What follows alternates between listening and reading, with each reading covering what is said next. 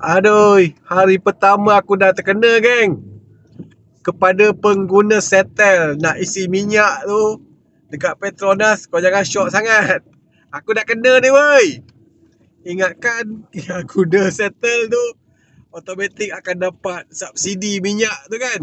Rupanya aku isi-isi, nang kau nasib baik aku tak isi 100. Biasa setiap kali isi aku isi 100. Tapi kali ni aku nak claim yang aku punya point tu kan, isi 40 lebih. Sekali tengok RM2.60 beb seliter.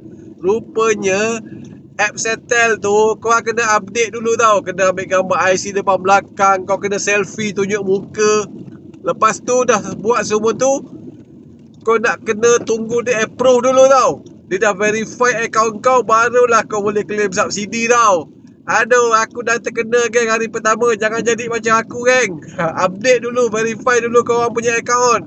Kalau dah verify dia keluar macam ini. Tapi tak apalah. Jimat kuota aku bulan ni kan.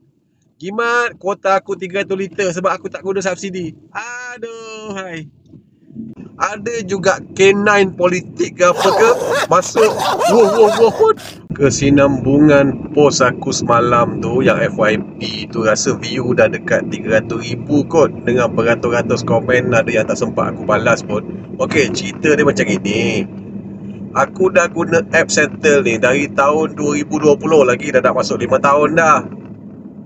Last isi minggu lepas. So semalam sajalah cuba kan. Kebetulan minyak pun memang dah blinking. Inilah masanya kita nak test hari pertama. Tapi aku risau juga. So aku isi. Masa aku pergi dekat Petronas tempat aku tu, aku buka je app Settle. Aku klik nak isi minyak, dia suruh update app. Alamak, aku cakap kena update pula. Nasib baik tak ada orang. So aku update lah. Lepas aku sekejap je, lepas aku update, terus boleh isi. Aku pun isi lah kan.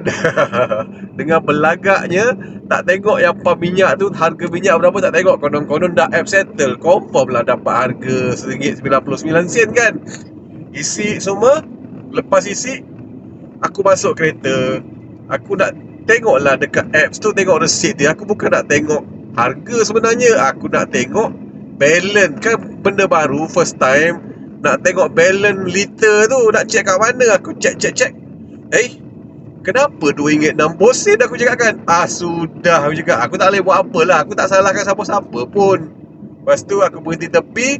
Aku barulah godek app Settle tu. Rupanya kena verify. Baru aku tahu. Aku tak tahu tau sebelum tu. Tak ada notification ke apa. Aku tak perasan ke apa. Aku tak tahulah.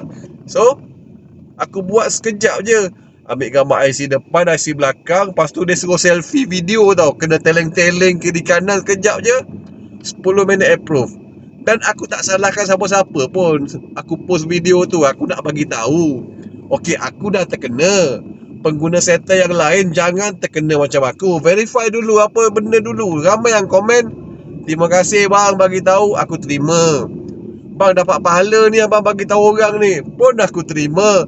Ada juga K9 politik ke apa ke masuk pun aku terima. Tapi aku baling lah. Dia balik pakai selipar kan, kena kat kepala kan. Aku terima juga. So ada yang cakap, memanglah kena verify. Memanglah kena ni, kenapa kau tak verify? Tak apalah, kalau yang kau dah tahu tu tak apa, kau teruskan je buat. Tapi ramai juga yang cakap, alamak aku pun kena yang sama tadi, tak verify, kena bayar RM2.60. Aku pun sama, ramai juga yang komen. So sama-sama nangis lah, jom. So tak apa, yang tahu carry on. Yang tak tahu tu, itu yang aku sebenarnya point aku post video, untuk selamatkan orang yang tak tahu macam aku. Aku dah terkena, korang janganlah terkena lagi. Aduh, hai. Kadang macam-macam komen. Aku layan je semua, aku terima je semua.